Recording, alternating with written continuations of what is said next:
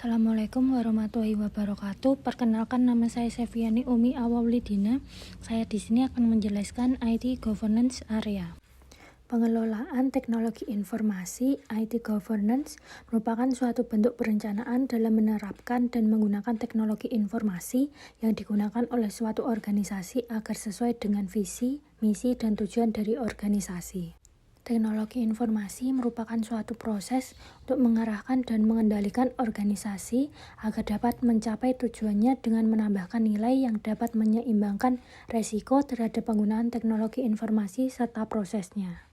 IT Governance merupakan konsep yang berkembang dari sektor swasta, namun dengan berkembangnya penggunaan teknologi informasi oleh sektor publik, organisasi-organisasi pemerintahan, maka IT Governance juga harus diterapkan di sektor yang banyak menuntut perbaikan pelayanan bagi masyarakat ini. Peranan IT Governance tidaklah diragukan lagi dalam pencapaian tujuan suatu organisasi yang mengadopsi teknologi informasi.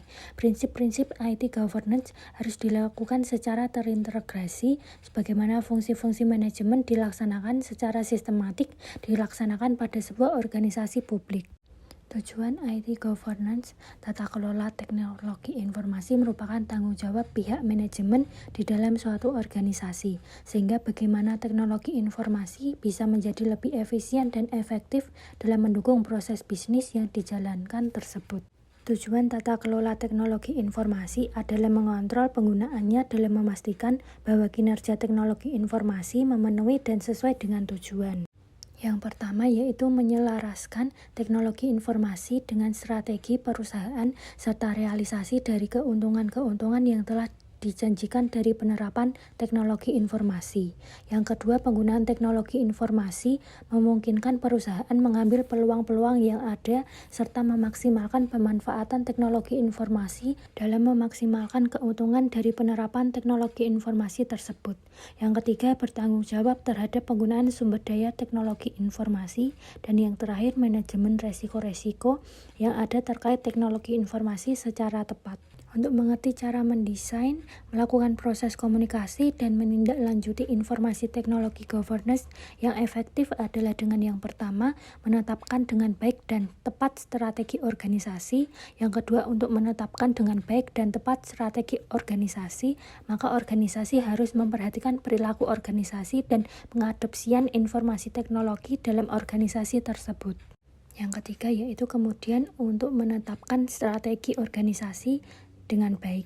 Juga diperlukan perhatian dan pengaturan yang baik terhadap 6 aset yang ada di organisasi tersebut, yaitu relationship asset, physical asset, intellectual property asset, human relation asset, financial asset, dan teknologi informasi. Yang terakhir, untuk menciptakan strategi organisasi yang baik dalam kaitannya dengan penggunaan informasi teknologi dalam organisasi, maka harus memperhatikan pula sasaran-sasaran pencapaian kerja tiap-tiap unit organisasi yang sangat dipengaruhi oleh akuntabilitas pelaksanaan informasi teknologinya. Selanjutnya, pentingnya IT Governance adalah yang pertama, memastikan kepatuhan terhadap aturan. Perusahaan harus beroperasi dengan mengikuti standar yang ditetapkan demi mewujudkan transparansi, keadilan, dan akuntabilitas dalam bisnis mereka. Yang kedua yaitu memperoleh keunggulan kompetitif, mendapatkan keuntungan dengan investasi untuk menciptakan tata kelola informasi teknologi yang baik. Yang ketiga, mendukung tujuan bisnis, yaitu pengelolaan infrastruktur informasi teknologi sangat mudah untuk saling bertentangan dengan tujuan bisnis. Manajemen informasi teknologi yang selaras dengan tujuan bisnis dapat mendorong hasil yang positif bagi perusahaan. Dan yang terakhir, mendorong pertumbuhan dan inovasi, yaitu kegagalan dalam menerapkan proses tata kelola informasi teknologi juga bisa menghambat pertumbuhan dan kemampuan perusahaan untuk berinovasi. Fokus area terhadap IT Governance yang pertama yaitu strategi alignment, berfokus pada memastikan hubungan bisnis dan rencana teknologi informasi, mendefinisikan, memelihara, dan memvalidasi proposisi nilai teknologi informasi, dan menyelaraskan operasi teknologi informasi dengan operasi perusahaan. Yang kedua yaitu value delivery, tentang menjalankan proposisi nilai seluruh siklus pengiriman, memastikan bahwa teknologi informasi memberikan manfaat yang dijanjikan terhadap strategi, berkonsentrasi pada mengoptimalkan biaya dan membuktikan nilai intrinsik teknologi informasi.